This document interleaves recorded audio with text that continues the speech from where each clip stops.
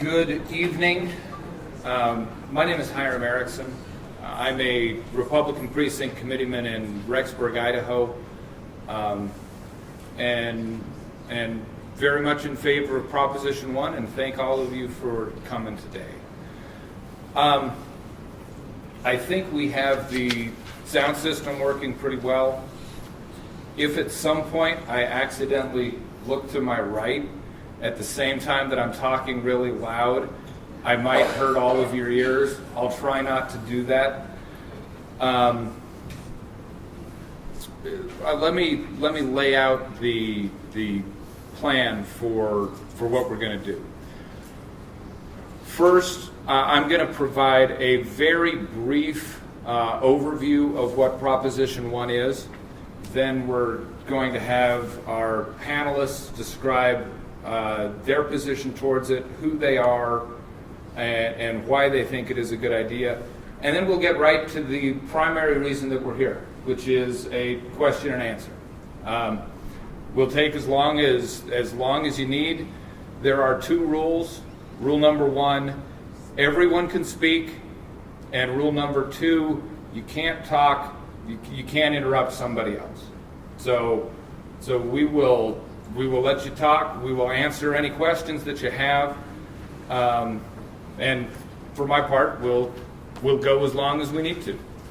I'm super excited to be here, and I very much appreciate the invitation. Let me talk to you now about Proposition 1. If there are two things that you remember from today, number 1, Proposition 1 allows all voters to vote in all elections.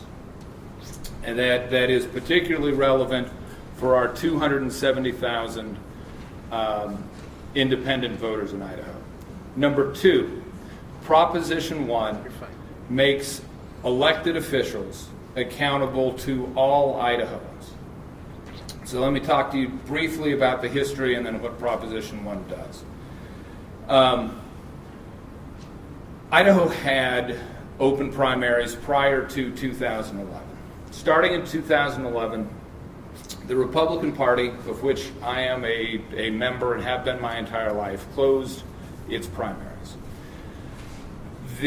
That had the effect of not allowing anyone who is not a registered Republican to vote in that Republican primary. And I think we all know, as a matter of reality in Idaho, many elections are determined in the Republican primary. That has a lot of negative effects. I'm not going to go into them right now because I anticipate that our panelists will dive into that, and we'll do it in the Q&A. But the primary thing that it does is it means that in those primary elections, and I'm going to throw out just a couple of stats. The Republican primaries, all primaries, are profoundly low turnout elections. In 2024, about 34% of the registered Republicans voted in the Republican primary. 34% of the registered Republicans equates to 20% of the total electorate. If you have 20% of the voters voting in an election, that means you only need 11% to win. And what that does is it allows people running for office to focus their attention, their time, and their money on that 11% that they need to win in the Republican primary. And then in a lot of races, there then is no general election, and they're done. We're going to talk about the problems that creates, but I don't want to monopolize the entire time. So what is the solution to this that is proposed by Proposition 1? There are two parts. The first is a nonpartisan open primary in which all candidates, regardless of their party, appear on the same ballot. So you can imagine in a race for governor, you may have 4 Republicans, 3 Democrats, 3 independents, all on the primary ballot. At the primary election, you show up, you vote for your candidate, and you are done. You're just voting for your candidate in the primary election. The top 4 primary is not a party nominating process. Its purpose is to identify the 4 most popular candidates who then move on to the general election. In the general election, you then have your 4 top candidates.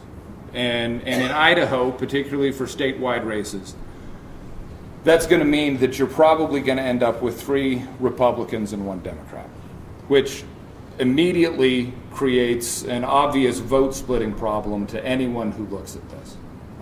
It is I believe firmly that election results should reflect the preferences of the voters. And you can imagine a scenario where the 3 Republicans split their vote. A Democrat receives 32% of the vote and wins. It's not a well-designed election. So in order to solve that problem, the general election uses something called ranked choice voting, or an instant runoff. And in that, you have the option, if you choose to do so, to not only vote for your preferred candidate, but then to identify your second preferred candidate, your third, or your fourth would be last. It is just simply 1, 2, 3, 4. And that's the totality of what voters do. It is straightforward, it is simple. When it's been done in other states and municipalities that do it, the polling, the voters 80% plus say that it is a simple, straightforward method that provides them more choice. The counting then, the first place votes are then counted. If somebody gets over 50%, that person is the winner.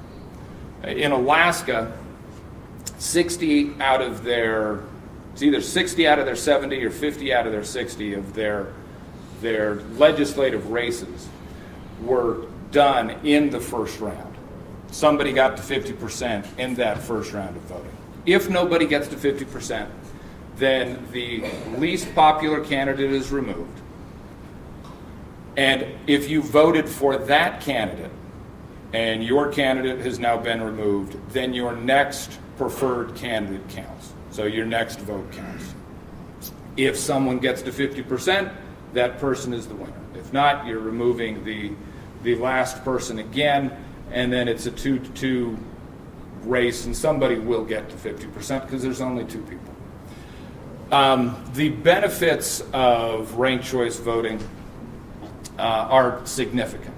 The most obvious benefit is that it disincentivizes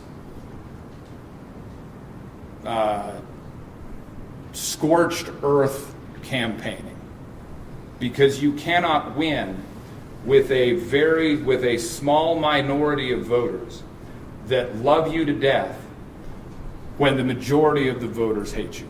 So if you have 20% of the electorate that will absolutely walk through fire for you, but the other 80% can't stand you, you will not be a successful candidate. I would suggest that is a good thing. So it guarantees that successful candidates have broad appeal throughout their district, be it a district or the state.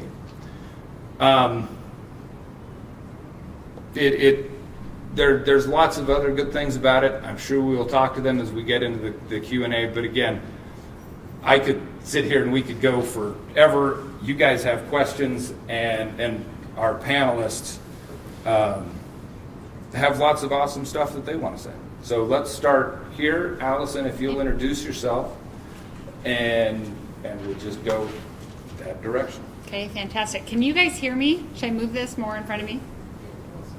Okay. Can you guys? I feel like I have to hold this. Pull it out. Okay.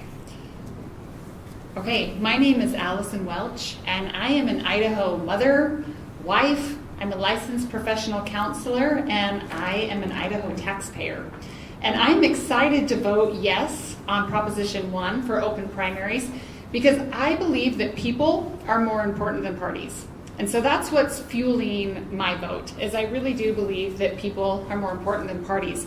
And because I believe that, I think that, just like Hiram said, that every voter in Idaho should be able to vote at every election that's paid for by Idaho tax dollars.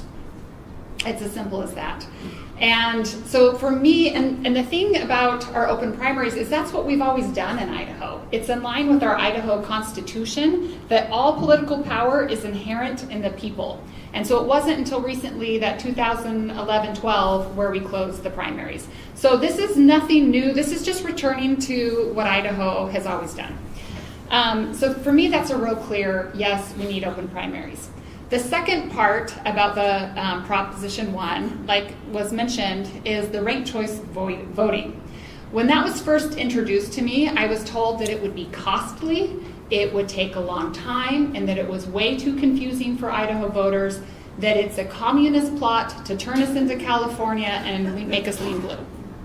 And that's how it was introduced to me. So I don't want to vote in any way that's bad for Idaho. So I researched it and I looked it up and I thought, what even is ranked choice voting?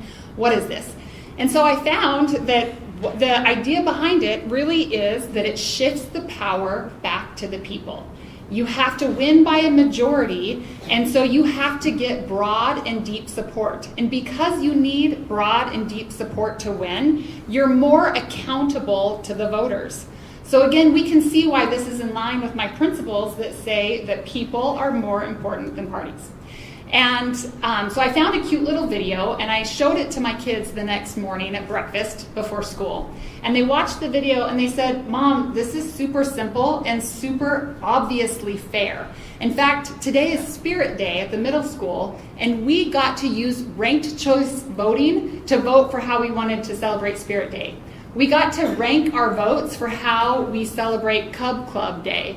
And then my son said, we got to rank our choice for our school, like our class name. And then I realized they're right. This is so simple that a teacher in a middle school with 13-year-olds can do ranked choice voting with a marker and a whiteboard.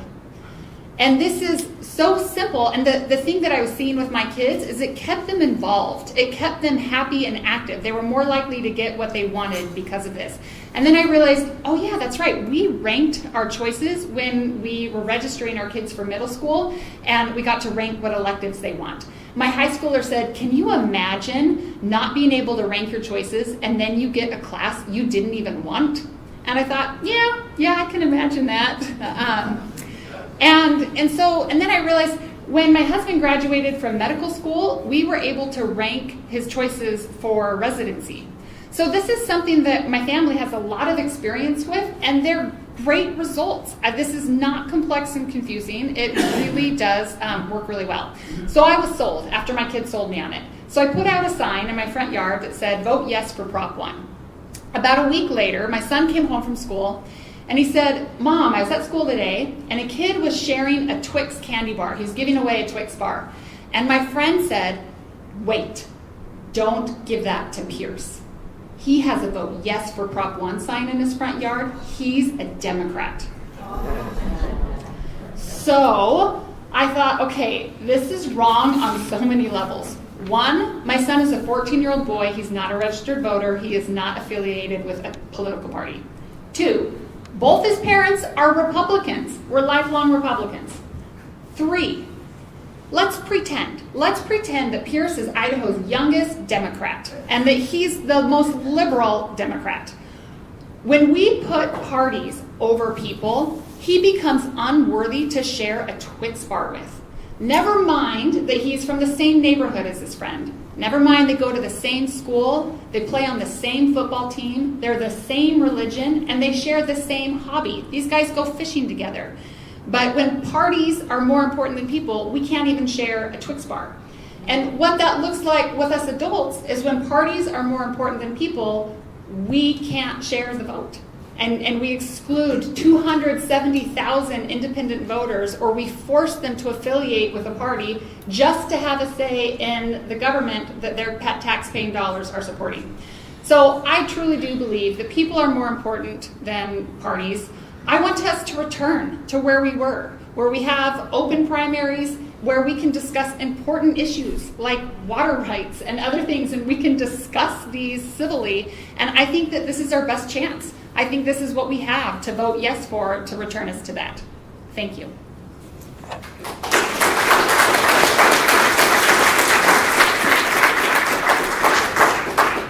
Well, that was very elegant, and I'm worried about how I'm going to compare. My name is Greg Lanning. I'm representing from District 25, which is the city of Twin Falls, seat B. I'm for a yes on vote on Prop 1. It might need to be louder. Okay. I believe it will, like has been said, return the vote to the people. I think a lot of the facts and things I've received in the mail and through different things, obviously there's some things. So like her, I wanted to research them, and I think I could debunk almost every one of them, or all of them. But there are, most of them are, if not outright lies, they're exaggerations. I'll give an anecdotal, okay?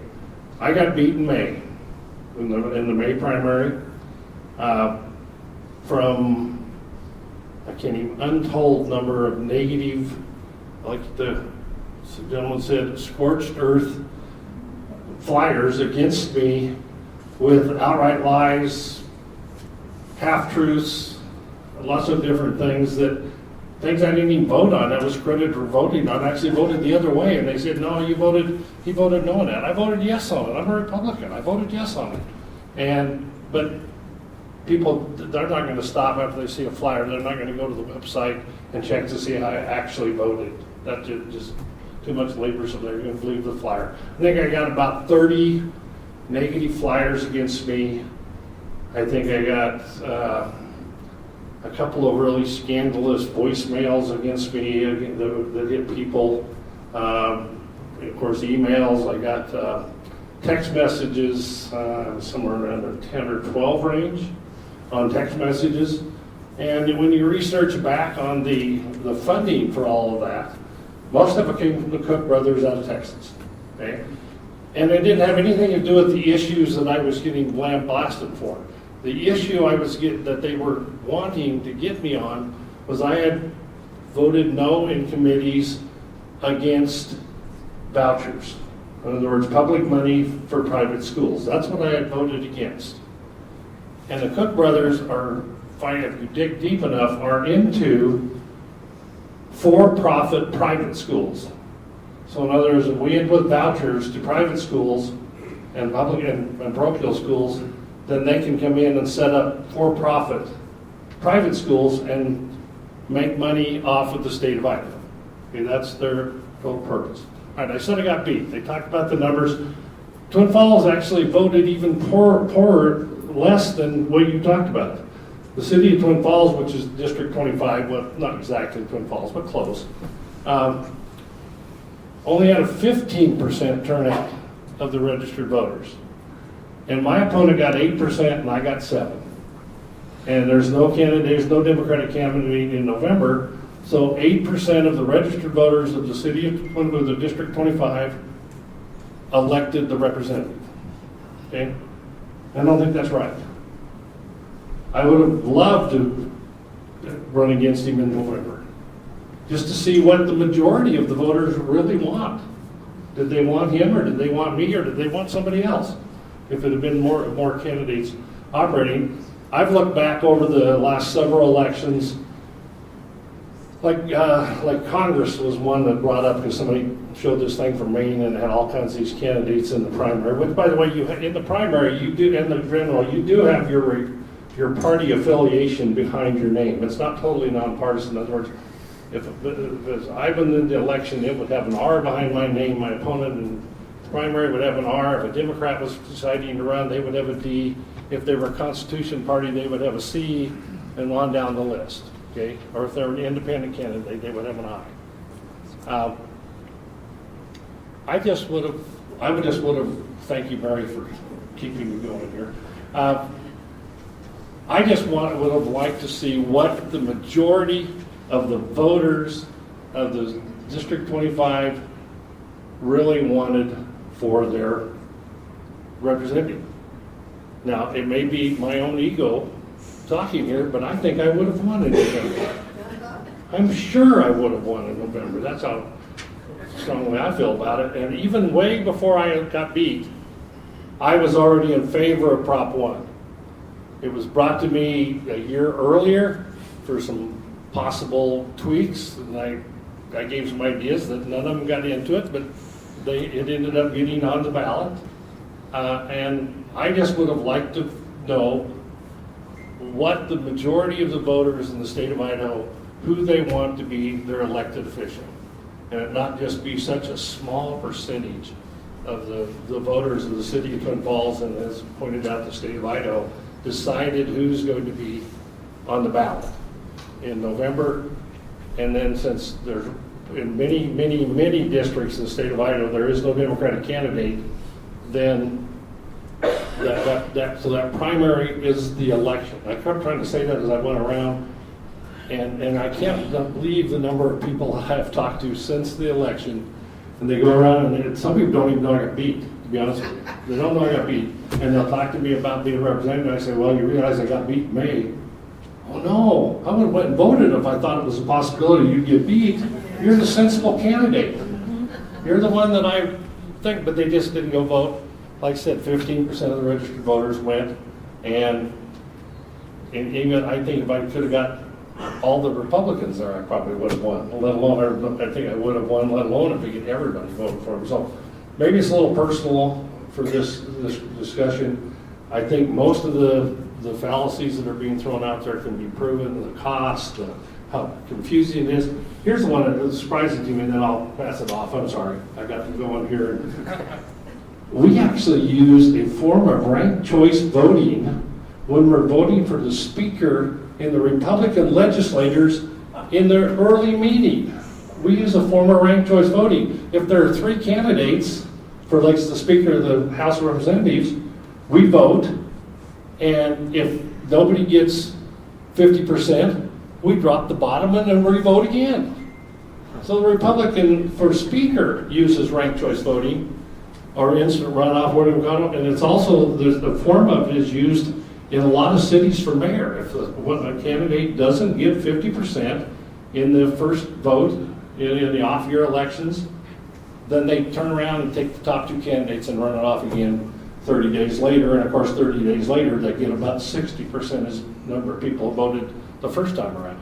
So if they use ranked choice voting, they would know instantly and probably have a more realistic view of finding out who the people really want. I'm sorry, I'm going to shut up and move on.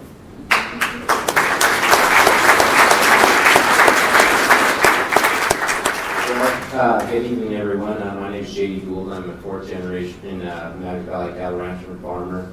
Marine veteran, did 2 combat tours in Afghanistan. Lifelong Republican. I always said I had to tell the story. I've been a Republican since before birth. I went to the RNC in '84 in my mama's belly for Reagan. So,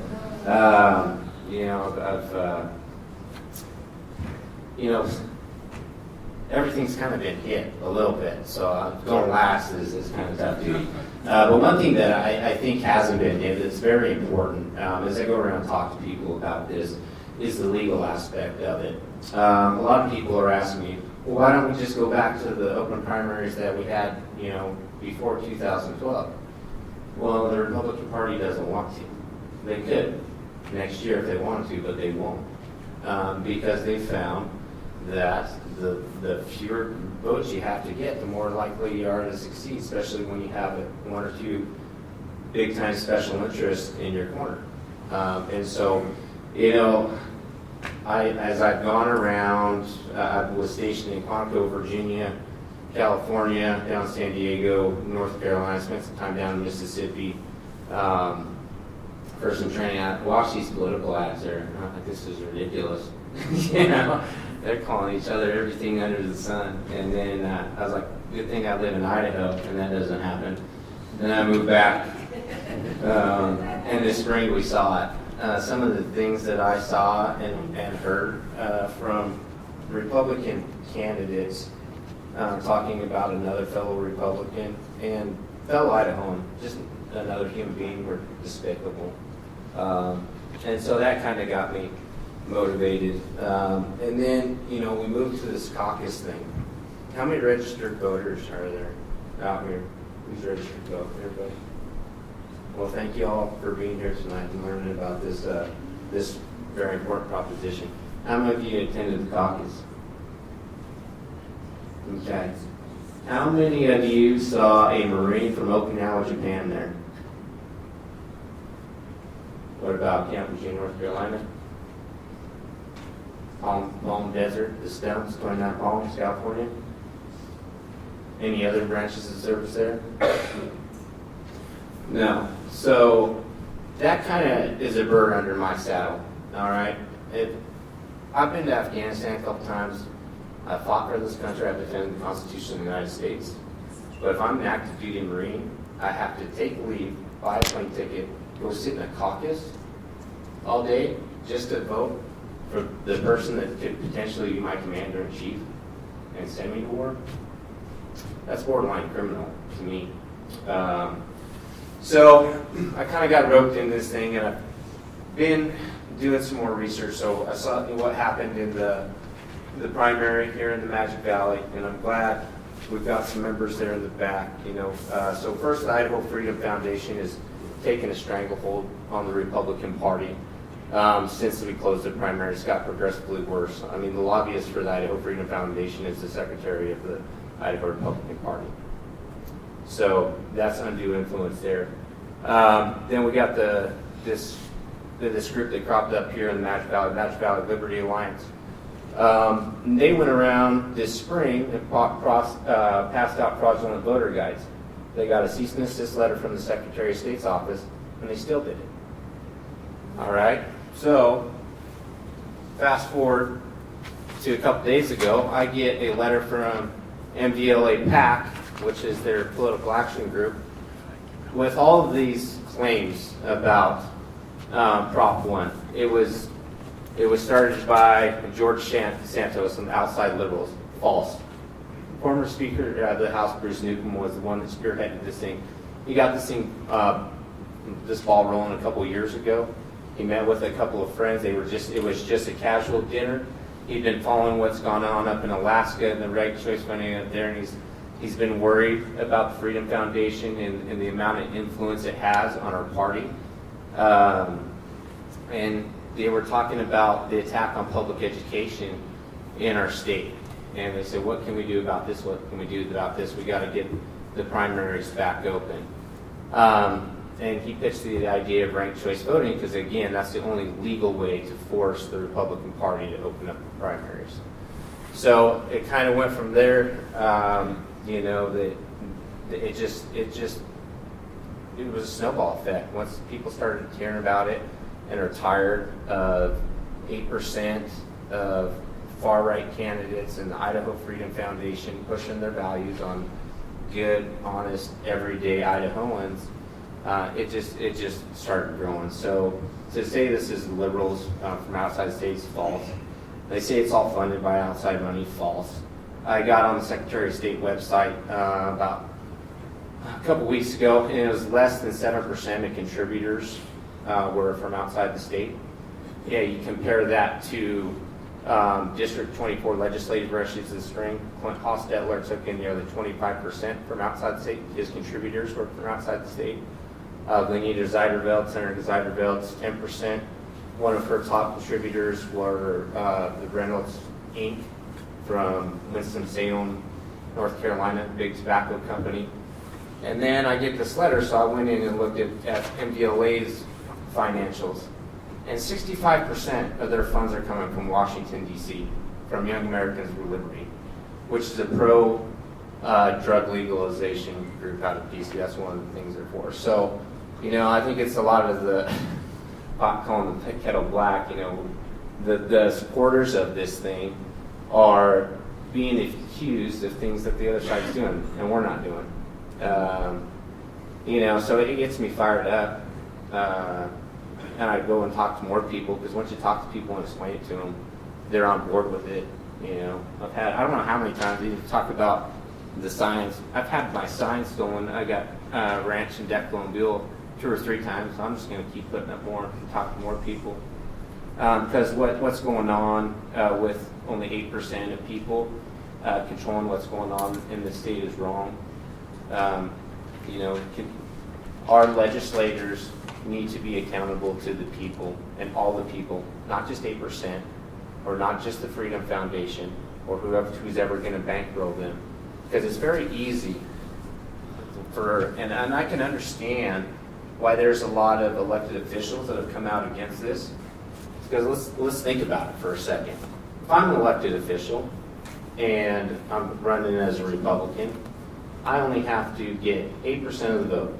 I'm going to go to the county clerk's office in each county that I'm representing.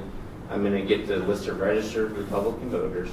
I'm going to get a couple big money PACs to finance my campaign, and I know who I have to target. I don't have to worry about the other 92%. And that hasn't always been the case. Before 2012, I honestly believe we had a legislature that worked for the people. All right?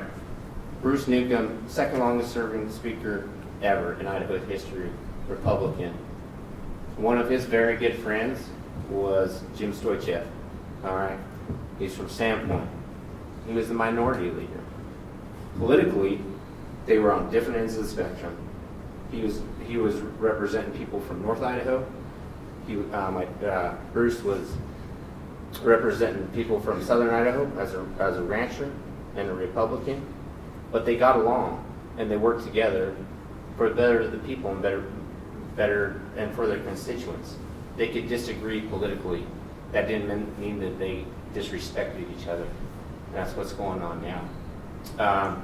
So I think I rambled on too, Greg. You got me going. But again, hey, thank you all for being here. This is an important issue. There's a lot of lies out there. I don't care if you vote no on this thing. I do, but if you vote no on facts. Not a bunch of this BS that's coming out and outside money and undue influence. The people that want this thing to fail are the people in power that are lining their pockets because we have a closed primary. And it's time for us to wake up and take control of our legislature again.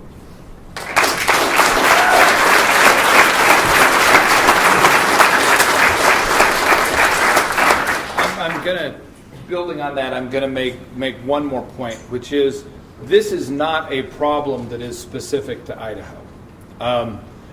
This same proposal is also being done in Colorado.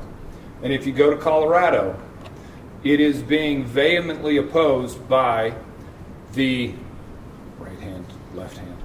by the left wing of the Democratic Party. And if you go to Washington, D.C., this ranked choice voting there is being opposed by the left wing of the Democratic Party.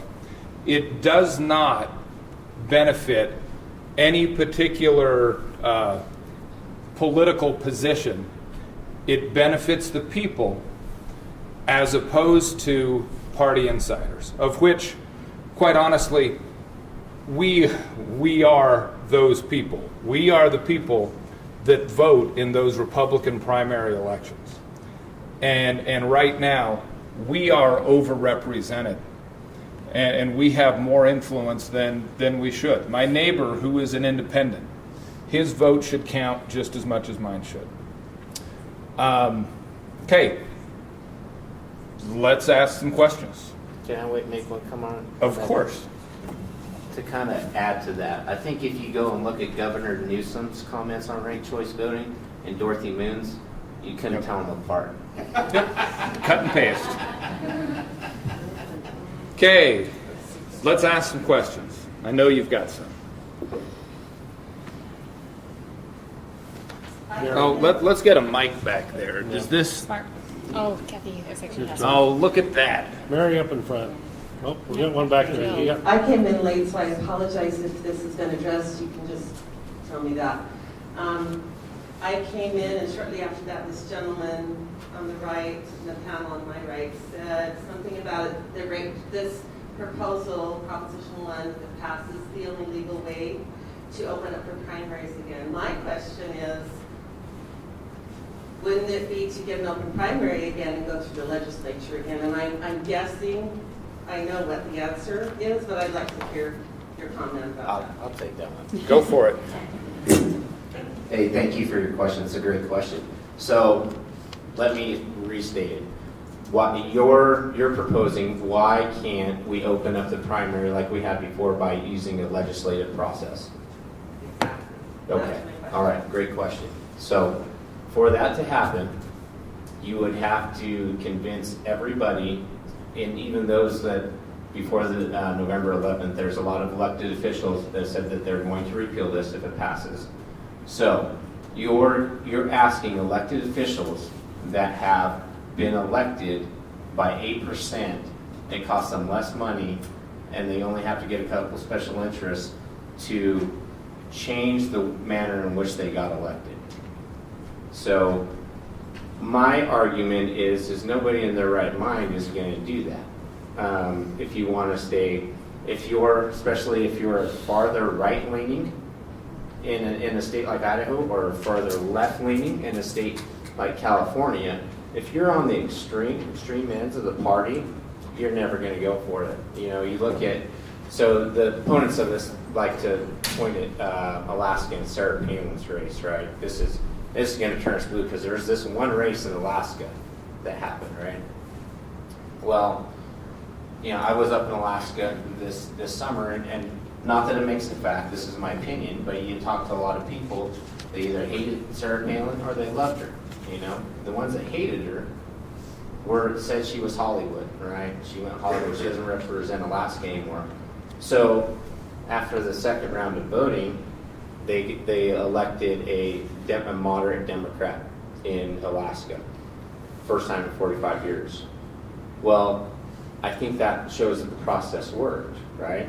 Because that Democrat in D.C. is going to have to be beholden to its constituency, not the Democratic Party. Because if they go back to a conservative state like Alaska and say, you know, I voted for all these woke liberal ideals, they're going to get voted out again, right?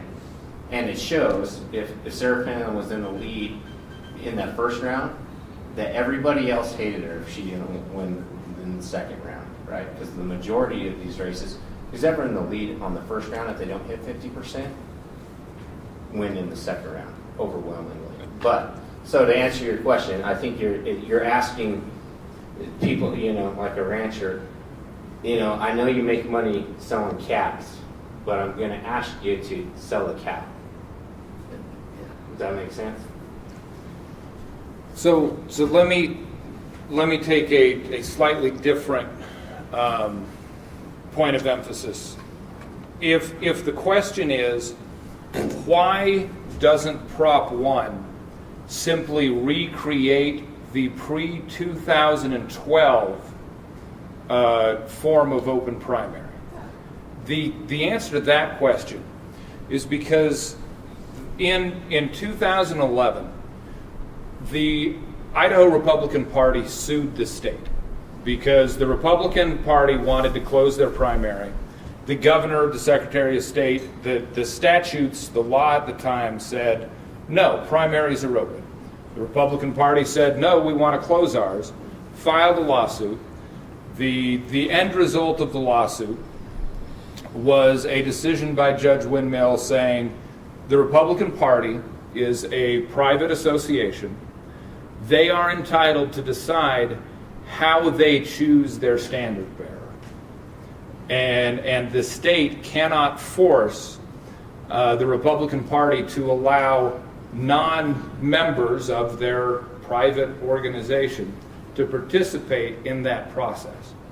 So even if we wanted to, if we decided that the pre-2012 was the ideal manner to choose candidates, we could not do that. The Republican Party is not going to open up its primary anytime in the near future. The closed primary is having exactly the result that the people that closed the primary anticipated and hoped that it would have. It is doing its job exactly as designed. But what we can do is we can get the state out of party nominations in its entirety, which is what this does. The top 4 nonpartisan primary, it is not to choose the Republican, the Democrat, the constitutional flag bearer. That responsibility is on the parties. They have to figure out how they're going to do it. The state's not going to do it anymore. But that's why this form of open primary looks different than the pre-2012 form. Any follow-up? No, sounds right to me. Okay. Next question. On the ranked choice, Just give us just a second while we sprint down the hallway. I do have a teacher voice, so usually it works pretty well. Can we've got a mic back there. Why don't we hand this one? Yeah, there we go. Yeah. That's going to be more efficient. Yeah. There you go. Look at that. My question is about the ranked choice voting. You talked about 2 choices, but if there's 4 candidates, do we get a third choice too? Yes. And Yeah. can I? So in the primaries, we're not using ranked choice voting. We just vote one, right? And then when you do, you can rank up to 4, but you don't have to, right? I think that was part of Absolutely. people were questioning, well, do I have to? What if I only have 1? Then only vote for 1. So there's no, your ballot's not going to be thrown out. You can just rank 1. You can rank only 2 if that's what you want, but you can rank up to 4 if that's what you want. So it gives you a lot of choice. And another one of the fallacies out there saying that if you only choose one, they're going to throw your ballot out. No. That choice will be registered. Now, if that candidate is last, then yeah, you're not going to gain more because you chose not to choose more. But that first vote will always go through and be tabulated on that first time through. And if they're not in the last one, it'll get tabulated every time for that candidate that you chose. So you don't have to choose 4. It probably behooves you to choose at least 2 or 3 if there are 4 candidates. But no, that's a fallacy I want to get to. I forgot to. There's people out there saying that if you only choose 1, they're not going to count your ballot at all. That's not true. That vote will go towards who you voted for, and they know that that's not the way it is, but they're putting it out there anyway. And there are some good reasons why you may only rank 1 candidate. For example, if you've got an election with Superman, doofus number 1, doofus number 2, and doofus number 3. You're going to go into the voting booth, you're going to vote for Superman. And then you're probably going to be done because you probably do not care which of the 3 doofi are next. You do not have a preference, so you don't make that choice. If there are 2, 3 candidates on the ballot that are all equally unpalatable, then there's no reason for you to choose between the 3. It is the functional equivalent of not showing up in an election because you hate all of them.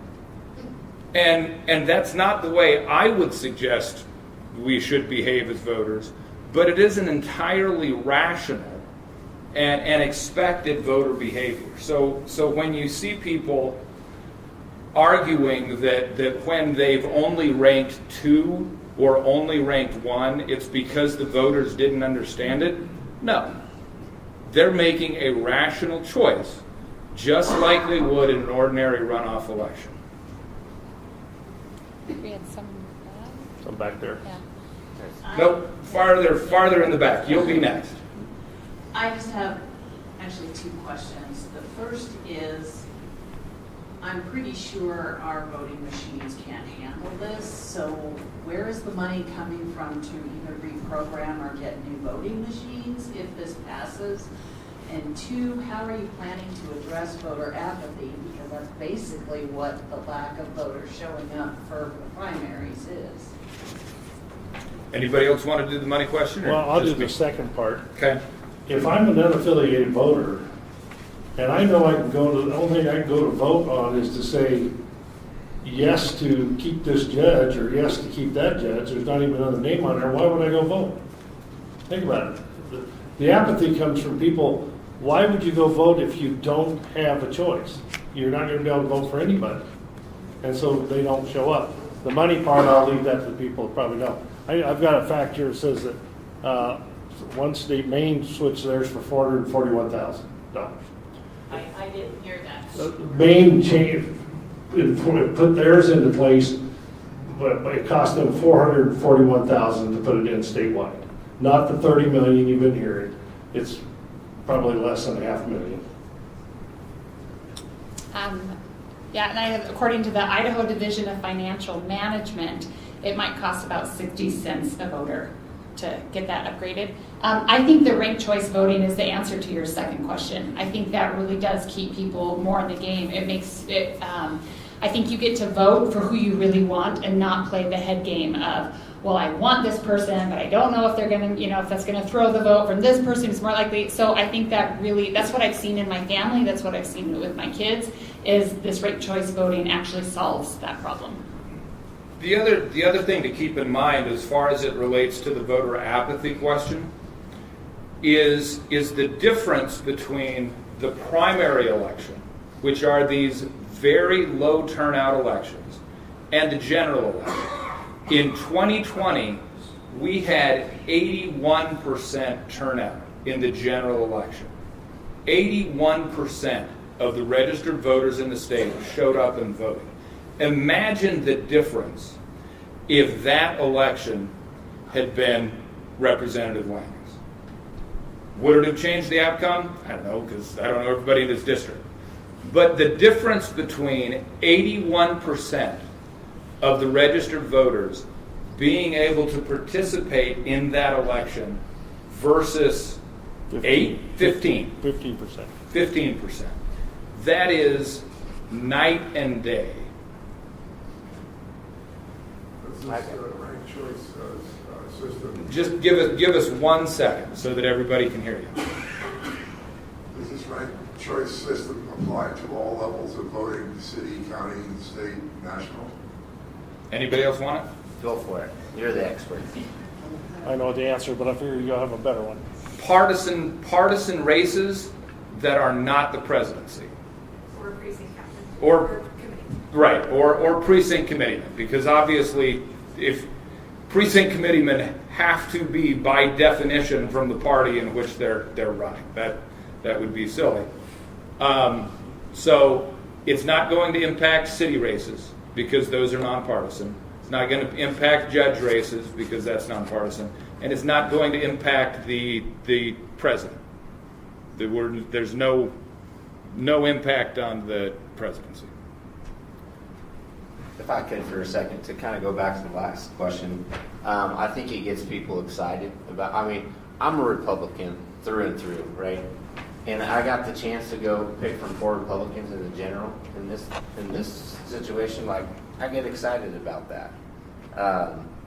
I don't know. I think the more you open up things and people for people to vote on, they will go vote. And I've heard the argument like, going to turn blue and yada yada. So I'm going to throw this scenario out because this is, Magic Valley, and the majority of us are conservative Republicans, or at least conservative values. So there's 5 candidates, 4 Republicans and a Democrat. If I'm a Democrat, am I going to vote for the Republican or the least Republican? No. You're going to vote for the Democrat, right? Because you want to make sure that your candidate gets to the general and at least gives him a chance, right? So let's throw it out now. So right now you can register with whoever you want, right? So there's I've looked at the voter registration list and used that. There's a registered Republican in Buell, Idaho, that's ran as a Democrat 3 or 4 different times in his lifetime. So, for those die-hard Republicans that want to keep the party pure and that, which I'm not, I'm one of those. I want the party to represent the people and its conservative values, which I think we have in Idaho. That's why we're mainly Republican. What's more of a threat? Having to choose out of 4 Republicans, or having Democrats voting in Republican close primaries. And then you go out and talk to people, and they see this extremist stuff going on and what they've heard. There are very, very conservative Republicans that are voting straight deep this election cycle because the party has shifted too far to the right. And those that are in power with the Freedom Foundation and the leaders at the state level. You look at the party platform. You're all Democrats if you drove on the road here, because shouldn't be one tax dollar that goes to anything outside the Constitution. We shouldn't be sitting in here because shouldn't be one tax dollar go to higher education. I shouldn't have got my education paid for by the GI Bill, according to the elites in the Republican Party right now. So, Okay. You got a microphone right beside you. Yep, right there. Thank you. Chief, I don't think I need this. Anyway, my vote for candidate number 1 and candidate number 5 is thrown out, and those votes are going to the candidate just below number 1. Does that, if they're close, does that not put candidate number 2 in number 1 position that I didn't want? I did not follow that. There's only 4, not 5. Only 4. Okay, so for starters, there's 4. Okay?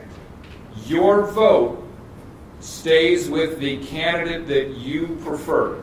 So But what happens to the votes for the candidate you threw out? They went to somebody else. Right, but those aren't your votes. Are we talking about your vote? I'm talking about if you have the last candidate, the one that's not worthy to be there. Okay. Those votes are taken away and given to another. So if you voted for, if someone voted for the least popular of the 4 candidates, so we're assuming that nobody got to 50% in the first round. That's right. So we're removing the bottom person, That's right. and everybody that had them first, their next choice then counts. Okay? Thank you. Mm-hmm. If you want afterwards, I have a piece of paper that I can show you that shows you what happened in the Alaska race, or who voted where, who got what percentage, and then what happened when they started eliminating. So I can show that too if you're interested afterwards. Let's go home. Yes, ma'am.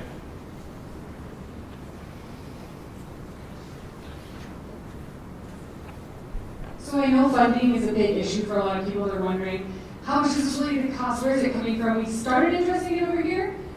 Maybe I missed it, but I don't think we finished addressing it. So I guess my question is, how much does the normal voting cost versus how much is it going to cost to do the ranked choice? And how are we going to make up the difference? I believe you when you say it's closer to $500,000 instead of the higher number that's floating around. But is this in addition to our normal costs? Is this instead of our normal costs? And how will it be covered? Well, I'll try to cover it, but if I don't do a good job, let me know. It'll be a one-time cost upgrade. After that point, it should be the same as every election, but there will be a one-time cost to update software for the most part, so that it will be able to handle the ranked choice voting. It'll be able to handle the primary, no problem, that won't change at all, that'll be the exact same cost. It'll just be more candidates moved to November. But the upgrade will have a cost to it, and that would have to be, if I was in the legislature, I would be saying that the legislature handles that cost, but I would not have it go back to the counties. But I would assume the legislature will have to make up that $500,000 to follow what the voters ask them to do. Because it will be, if it passes, it will mean the majority of the voters said, we want this. And so that would be their direction to come up with the money to make the upgrade, software upgrade. But I believe into the future elections, once you've made the software upgrade, then it'll just be whatever you have to do each time to upgrade your things for normal, because that happens every year anyway. We have certain ones upgrades have to occur to election software to make sure they're secure. And so there's already a budget for it through the legislature that covers election, mostly, especially for security. Okay, this would have to be an additional portion for the initial upgrade. Okay, and then some costs are borne by the counties just on a normal basis as well, because they run the elections. Every county runs every election now. There's no, school districts don't run their own, cities don't run their own, counties run every election currently. So the actual ongoing amount for future elections, not the one-time upfront cost, would actually be a little bit lower because you're not printing multiple ballots in the primary, you're just printing the one. Now, I'm sure some of you are, the cost is uncertain for the upfront amount right now. There are states that have done it exceedingly cost effectively. We believe that there's no reason that Idaho can't do that too. But the Secretary of State hasn't done that, hasn't decided what it's going to look like yet, so we just simply don't know the answer. He's provided a guess a few months ago, and it could be a significant cost. I would suggest that the cost of continuing to have a legislature that is not accurately representative of the voters is, over any period of time, going to be much more expensive than the upfront cost of preparing our election systems to get a good election system in place. Let's go over here. I see you. We're headed over there. Let's start back here. Wouldn't there be savings by not having to run and pay for runoff elections? Yes. I'm not sure we do runoff elections in anything other than cities right now. And cities would still have them.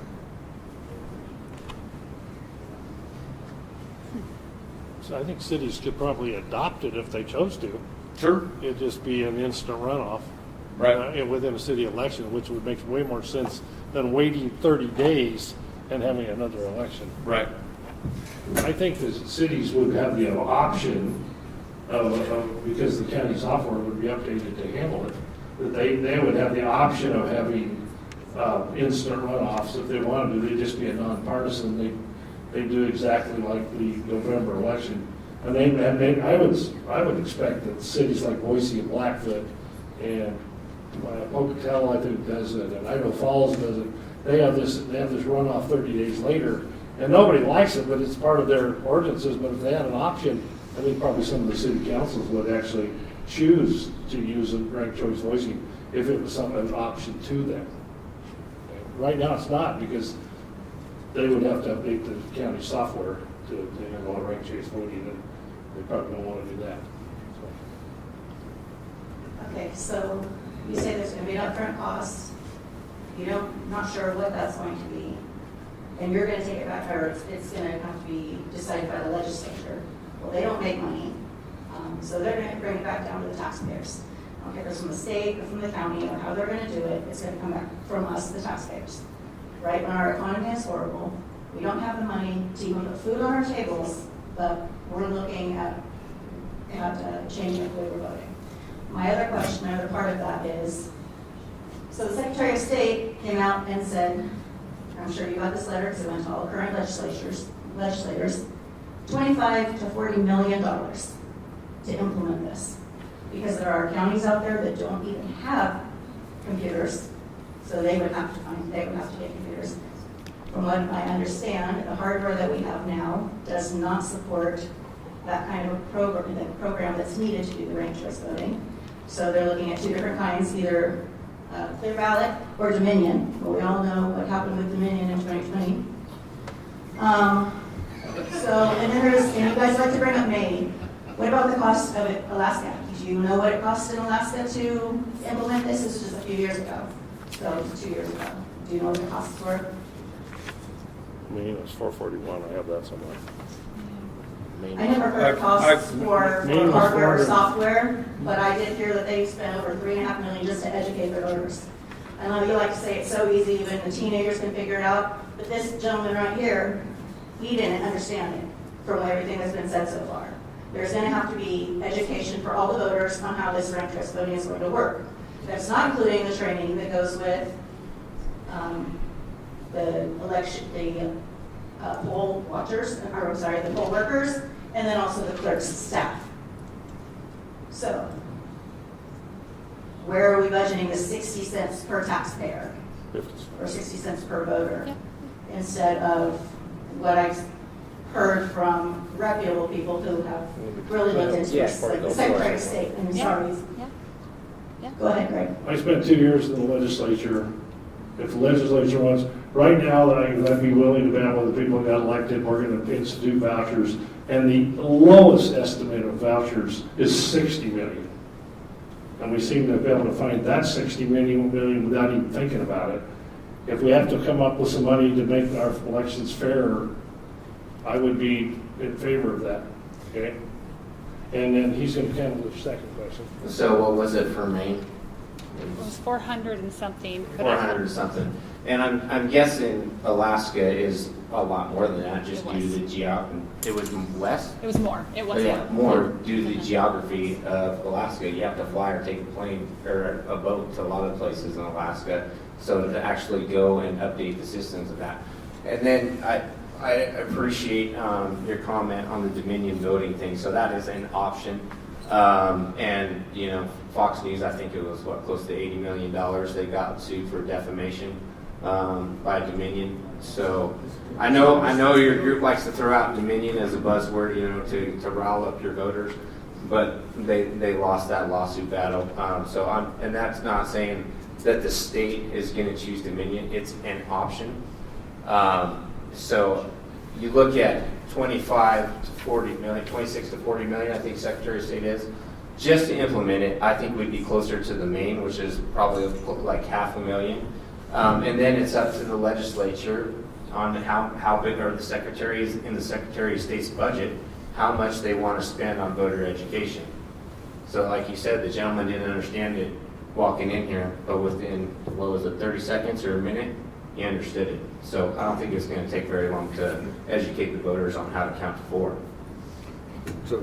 So, ma'am, your point that there are costs, those costs will be borne by the taxpayer, absolutely correct. That is the case with all expenses related to elections. Right now, taxpayers, regardless of their party, are paying for the Republican primary, the Democratic primary, the primary of the Constitutional Party, and the primary of the Libertarian Party, even if they can't participate in those elections. You're not wrong. There's a cost. We'll pay for it. I think the consensus of us four is that's a good investment. And I understand that you may feel different. Okay. To follow up on where it was coming from too. If Dorothy Moon has her way, we'll save all that money on roads and education and public services like firemen and policemen. So we'll have millions upon millions of dollars to spend on ranked choice voting. I'm not sure that's completely appropriate, but you can go ahead. You can look at the Republican and you can platform. ask her You about can look it. at the You can ask her about platform, that. which I voted Wait against a when I minute. was there. No, I'm No. not sure it's my turn to talk. By the way, this caucus where we didn't get to have the military come and vote for the primary caucus, you're right.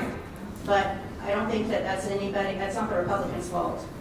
And that's not Dorothy Moon's fault. I would actually kind of look at Greg and the other legislators because they're the ones that closed out session with letting that law go through with no primary. Ma'am, we're going to give you one more question if you've got one. Okay. Let's go right here. The gentleman in the blue shirt, if somebody's got a mic. It's coming. I have read that if this initiative is adopted, that the legislature can turn right around and amend it. Well, the ones doing the amending are the 8%, if you will, of that are offended by this whole system. So, are they just going to repeal the initiative? Are they going to amend it in such a way that it's meaningless? Where are we going with this? If that's even true, I don't know if that is true or not. Don't quote me on this because he told it to me in private, but I think there's a gentleman on the second floor that if it's a complete repeal, will veto. Okay? Now, if it's a partial repeal and it's something he feels would work, I don't know what he'll do. I'm pretty sure we have another legislator in the audience that will be voting to uphold that veto should it occur, and also voting to keep from repealing it. Not everybody else, I think there's probably enough votes to completely repeal it. If it passes, though, a lot of people, they may be saying, well, I'd repeal it, but I've talked to a lot of them that said, if my district votes for it, how do I vote to repeal it? Okay? And so I think a lot of that's going to make a lot of difference on people. If it passes and their district passes it, they're going to have a hard time saying, well, I'm just going to disregard my voters. Okay, so I think it's going to be less, and I certainly think there will be 20, Ned, correct me if I got the numbers wrong, I certainly think if there's a governor's veto, there's 24 votes to sustain the governor's veto. That's my opinion.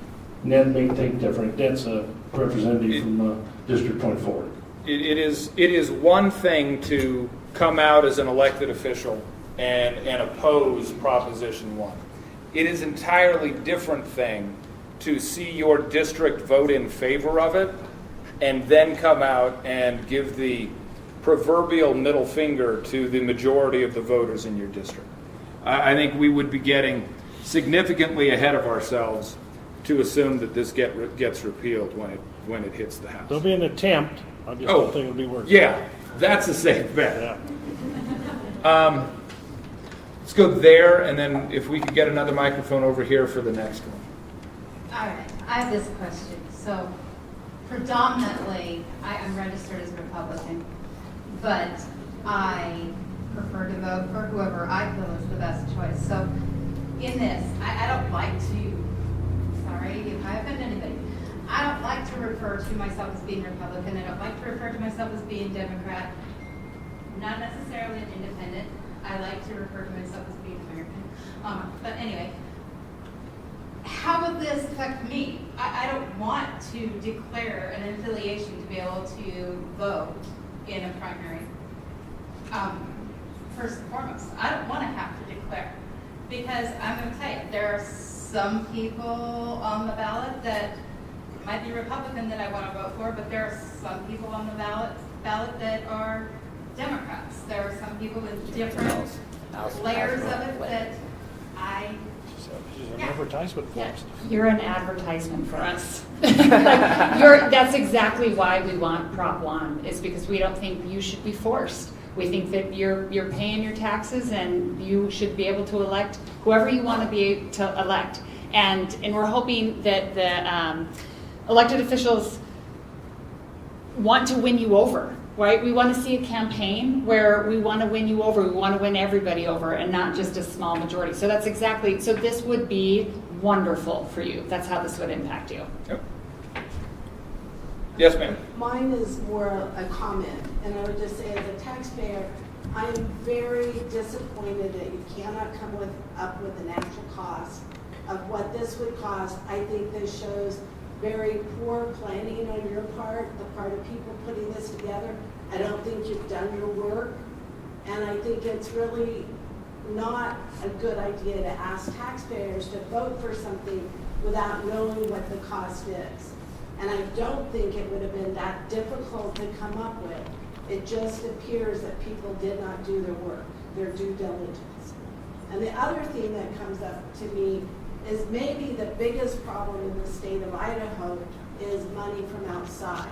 And instead of worrying about, we don't have people interested in voting in the state, maybe we need to get rid of all the outside money and don't allow any money coming in from outside groups to support things and go only with what the Idaho taxpayers are willing to pay for. I would have loved that this year. But I think you need to get I think you need to do a better job if you want to bring things to the public to vote on. We should know what the cost is up front.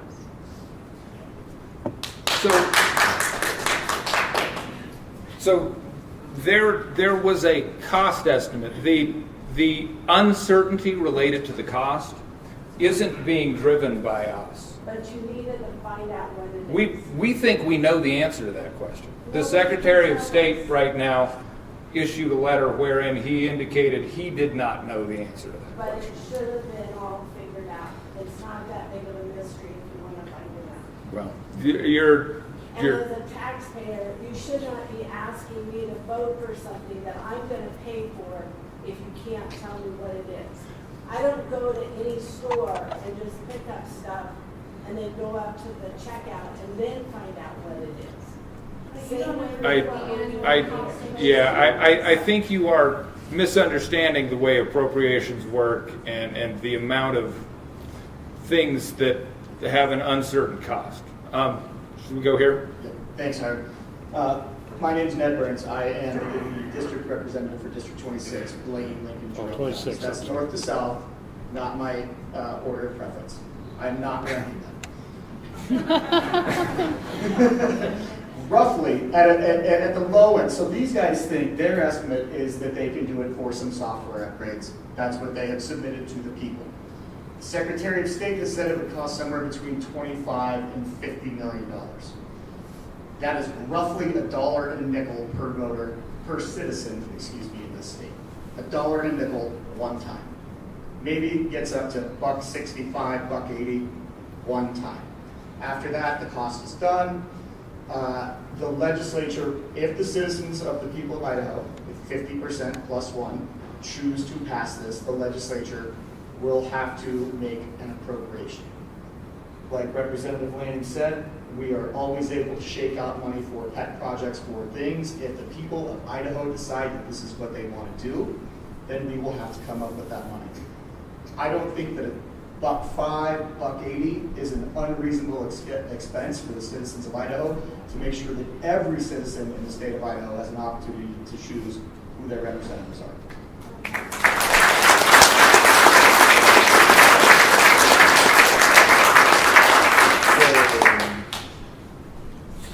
You've got a mic coming right behind you. Just to piggyback on this lady's comments, when you get your ballot and you're in the ballot box to vote, read what it says about Prop 1 under the fiscal statement, and it says in a sentence, we don't know what the costs are going to be. It does not come up with a figure. And that's a blank check. You want to give them a blank check? I don't think that's responsible at all. The other thing I'd like to say is this lady asked about voters that what the problem seems to be is people aren't voting. What are we going to do about that? And my concern is Alaska, where they have, after each election, established a new record low in voter turnout. I was able to talk to a lady that moved to Idaho from Alaska recently and ask her if that was really the truth. And she said it really was. That people go to the ballot box, they're confused, elderly people, English as a second language, first-time voters, minorities. You don't understand this new way of voting. It's very different from what they've done, and it doesn't matter that they've spent nearly $10 million in Alaska to educate voters. They still don't understand it. So it is not as easy as counting for. And the last thing I want to say is Sunday, according to the Idaho Sunshine Report, $1.4 million came in from out of state to the Idahoans for open minors. So there's your another dump of out of state money for OPI, which are the same entity that wrote the verbiage on that. So there was a lot there. I'll start with the first one, or sorry, with the last one, and then if anybody else wants to deal with the other ones. There is money coming from pro-democracy groups to Idaho right now in support of Proposition 1, because Idahoans did the work necessary to get this on the ballot. This is a Idaho solution to an Idaho problem. It has been pushed the entire way by Idahoans volunteering and doing the work. There are now groups that see that we are about to significantly improve our election system that have made donations in the very recent past. When Alaskans were polled, whether they thought it was like after they used the ranked choice voting, 85% said they thought it was easy. And in Utah, when they were polled, 81% of Utah voters said they thought it was easy. So I get all change can be confusing. That's real. That's real. But those are pretty high numbers after they polled people after they voted. And to be clear, there is a segment of voters in Alaska that absolutely hate this. It is the same segment of voters that in Idaho are desperately trying to kill it. It is the right wing of the Republican Party that in Alaska fought against it the first time. And they are trying to repeal it now. It's going to be on the ballot in Alaska. The Alaskans will get to vote on it, as they should. All of the Alaskan voters, all Alaskans, will get to vote on whether or not to repeal it, as they should. I just did a quick internet search in Alaska from when they did not have ranked choice till they went to ranked choice, 2 presidential years. They had a 25% increase in the number of voters from the one to the next, not a decrease, an increase. You might have had anecdotal data from one person, but the statistics show a 25% increase. I have one question. Yeah, can we get a microphone back to that nice lady in the pink while JD talks? Yeah, I have a question for Kathy there. You're a member on the MVLA board. Why do you take in money from out of state when 65% of your funds come from Washington, D.C.? I mean, if you want to answer, that's fine. The questions are designed to come one direction. But if you feel so inclined, feel free. But you're not under any obligation to. We're the ones that signed up. Yeah, I would say that there's a big difference in the amount of money, $1.4 million versus $35,000. So Okay. that's a big difference. Thank you. I don't know anything about the finances thing. I'm just kind of like listening to this. But I actually wanted to speak on a personal level about the whole voter turnout thing. and this is where my take is on it.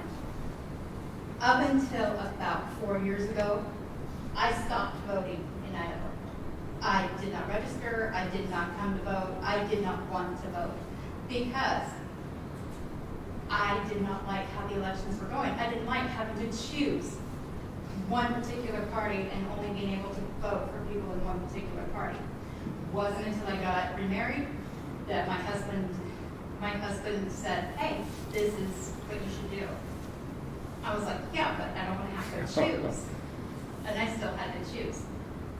Had this not happened back in 2012, I probably would have still been voting all of those years and not had just restarted voting 4 years ago. I have been really disheartened over the last 4 years with choices that I've had to make. Honestly considered, do I really want to go through that effort?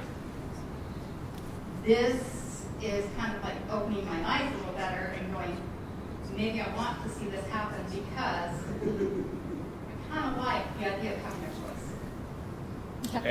Amen and amen. And that's just from my personal perspective as a voter, when you guys are talking about a voter turnout and why we've got the low numbers. We've got the low numbers because there are people like me out there in the world that don't like having a choice.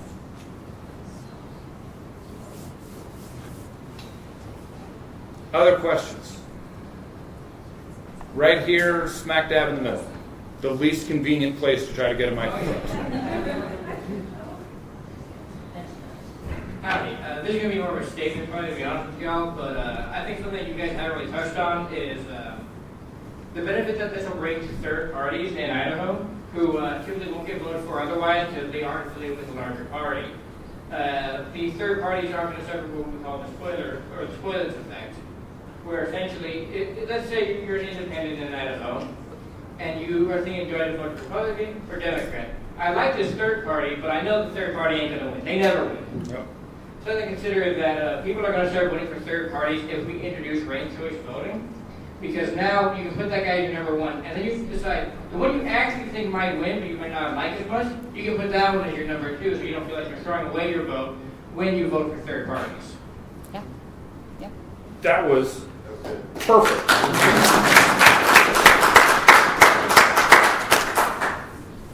Another appointment, so are we wrapping up? Other questions, or are we? I think we might be done. Thank you. Okay, Thanks for coming. let's get a round of applause.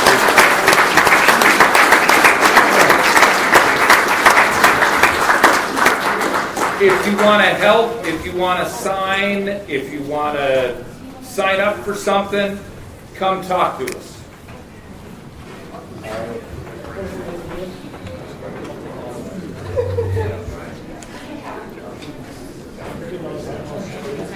Thank you. Thank you.